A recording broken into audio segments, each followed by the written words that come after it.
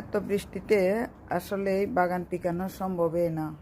তারপরেও কি করা, এখন বাগানের সবগুলো শাকসবজির জন্য আপনারা একটা কাজ করতে পারেন, সেটা হলো টবের মধ্যে এইভাবে শাকসবজির খোসাগুলো দিয়ে রাখতে পারেন। এই যে বৃষ্টির কারণে পড়ছে, এখান থেকে পুষ্টি বের হবে। কিছু করার নেই, দেখতে পাচ্ছেন গাছের অবস্থা। অতিরিক্ত বৃষ্টি হলে গাছ কিভাবে থাকবে বলেন। এত বৃষ্টি হচ্ছে, টমেটোগুলো একদম মাটির মধ্যে পড়ে যাচ্ছে এভাবে। এত বৃষ্টিতে যে কোনো গাছেরই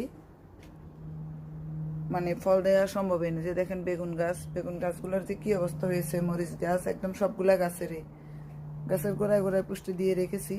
এই যে নাগামরিচ গাছটা দেখেন, নাগামরিচ গাছে পুষ্টি দিতে হবে, একটু লবণ দিতে হবে, তাহলে নাগামরিচ গাছটা বড় হবে।